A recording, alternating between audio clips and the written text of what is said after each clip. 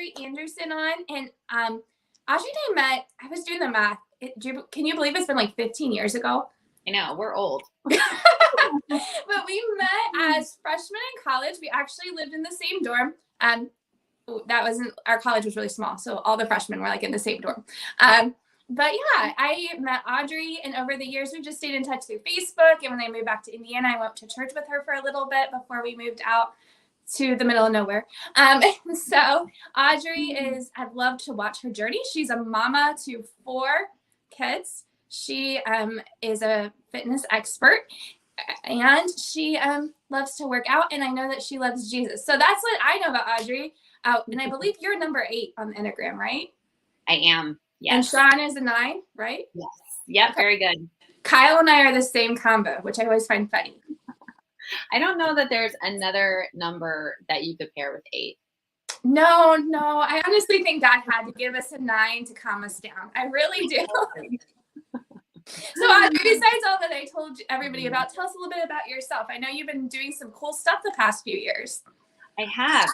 So I have notes here. So if you see my eyes go off to the side, it's because I can easily go off on a tangent. So I wrote myself some bullet points. Kind of from the beginning, as far as my fitness goes, I'm one of 6 kids. And so my parents kept it pretty simple. We all played soccer. It was an easy sport to hand down shin guards and cleats because it didn't really matter. Boy, girl, I didn't like pink anyway. So my little brothers could take on my stuff. And so I just played sports growing up. And so I really didn't know anything about fitness. My parents were not interested in fitness or wellness or anything like that. So I grew up eating Little Debbie's and casseroles. And I didn't like anything but Little Debbie's. So I pretty much grew up eating Little Debbie's. And then when we went to college, I did not know how to make healthy choices. So I didn't work out. I ate, Pop-Tarts every day and lived on the care packages that my parents would send. So then after college, got married, actually in the middle of college, got married. Right. And became a mom, stepmom right away, and just realized how unhealthy I was. My husband loves fruits and vegetables, and he grew up eating like a meat, a vegetable, and a carb. So he grew up with a very, very good understanding of balance and health. So that was a huge wake-up call for me. And I had huge gym intimidation. So I would just go run on the treadmill, and then we'd order pizza. So I had no idea how to be healthy then, having 2 children of our own. I put on a ton of weight. I was sick through both my pregnancies. I hope there's no mamas that understand what it's like to be on Zofran the entire 9 months, but I'm sure that there are. And just was really, really unhappy with the shape my body was taking. So lo and behold, CrossFit kind of became a thing. And yes, I'm an Enneagram type 8. So that probably makes perfect sense that I would go for like something super extreme, like from sitting on the couch eating potato chips and nursing to CrossFit. I live for intensity for sure. And did CrossFit and then got into bodybuilding. And so for the last 2.5, 3 years, I've been doing bodybuilding. I've done 2 bikini shows. I'm nationally qualified as a bikini and wellness competitor. And I haven't decided what this year holds for me yet. So that's kind of the long and the short version of my fitness journey since I was a kid. Awesome. So you and I both are busy mamas. Your kiddos are a little bit older than mine. And you did become I remember you becoming an instant mom. And I was thinking, man, that's hard and amazing all at the same time. But, moms are busy. And so many times I talk to moms and they just say, I don't have the time. I want to take care of my family first. So what do you say to that mom? So to that mom, I say, I totally hear your heart. And I know so much of that. I stayed at home for 8 years with Sean and I's 2. Obviously, we didn't have the twins full time. And that was a hard adjustment for me to prioritize myself. And now it's actually harder because, like you said, my kids are older. So we have twin boys that are 15. We have a 11-year-old son, and then we have a 9-year-old daughter. And just to give you an idea of what our life looks like from, well, November, Avery starts competition cheerleading. She only has about 7 comps a year, so that's not awful. But that starts in November and goes through March. If she makes it to Florida, then we're in Florida for a week. Jack and Caleb do travel basketball, which runs from February until August.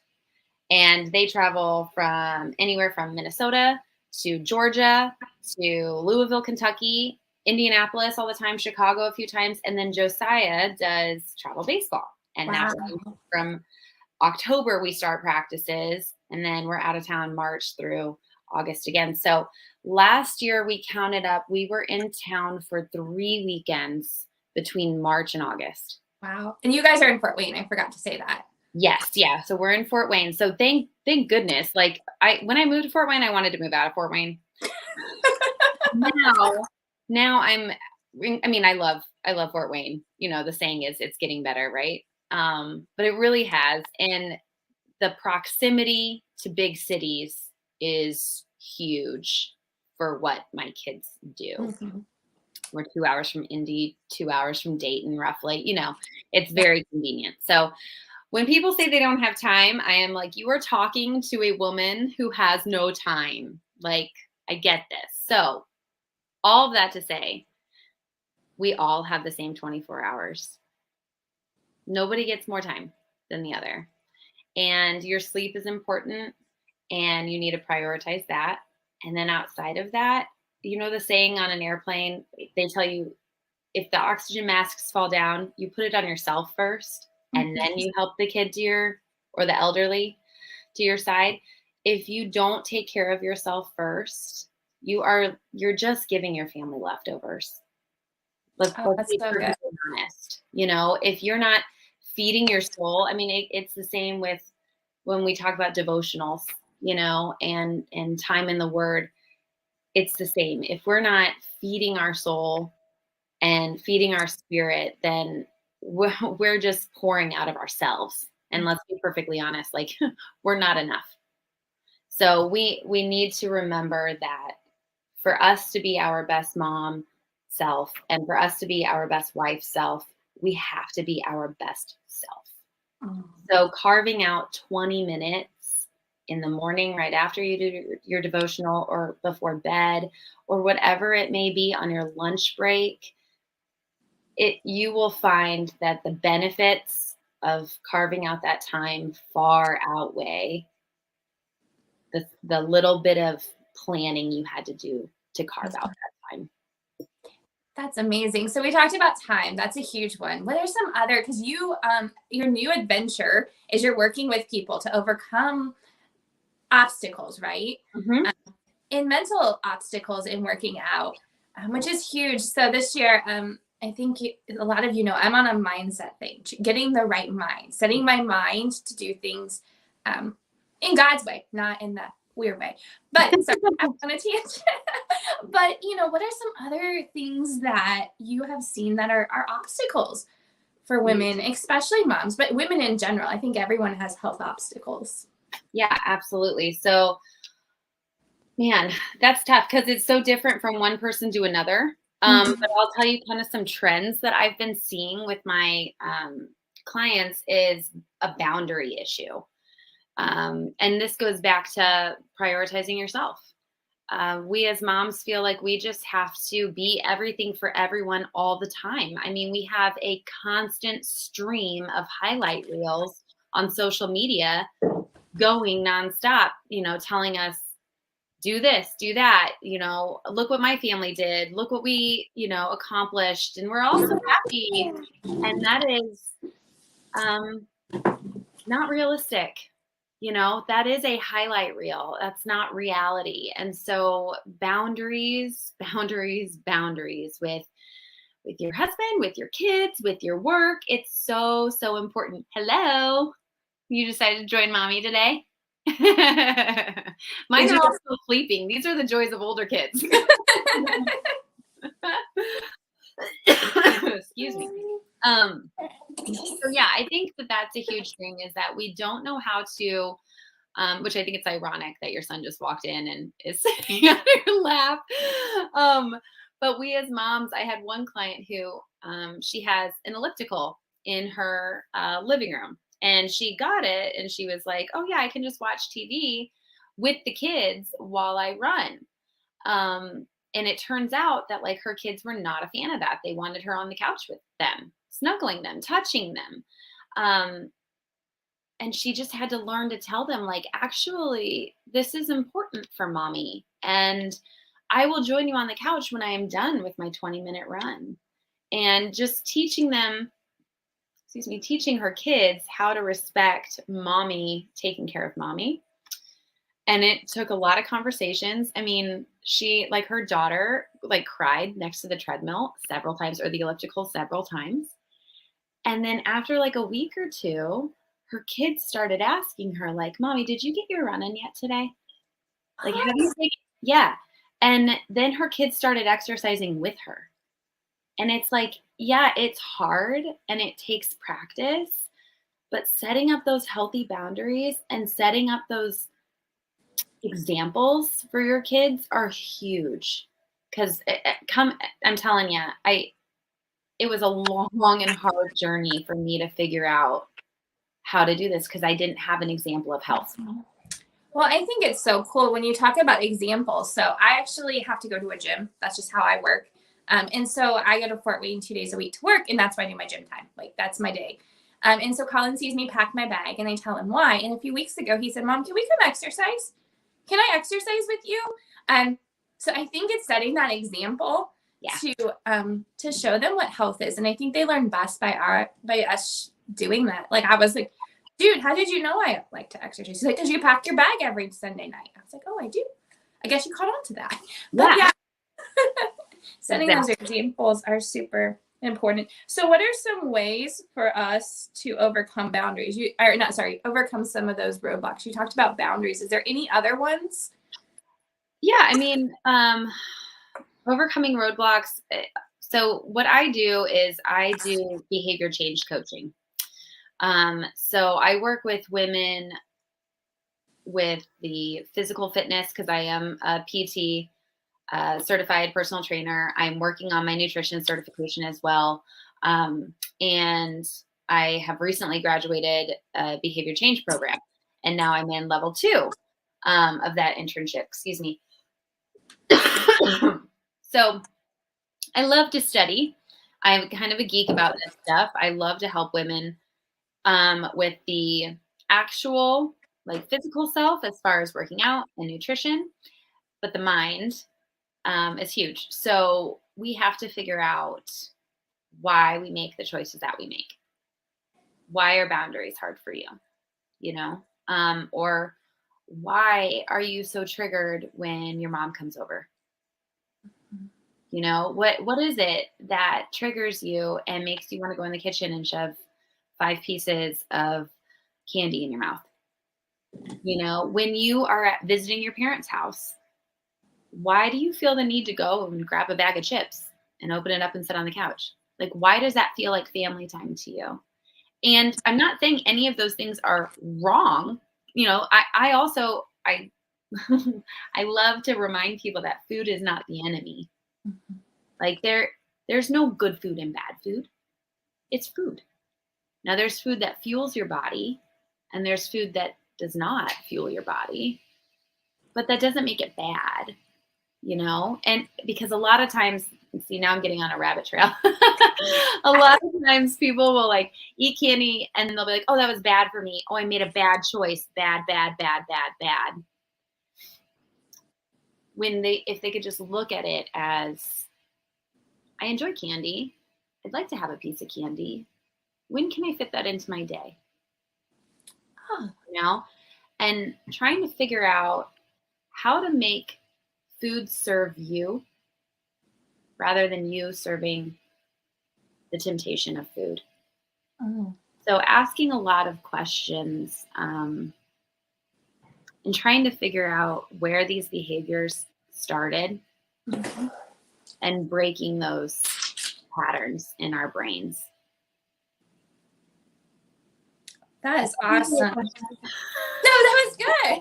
I was gonna say, I know you and I over the years have enjoyed some lots of good food, and it wasn't always like healthy food either. No, Steak and Shake's not totally healthy. Do you ever wish we could eat the way we used to eat 15 years ago? Yes, so much. I mean, you know, I've seen this, so many moms have posted, like, if only I was as fat as I was when I was 19. Oh my goodness. For real.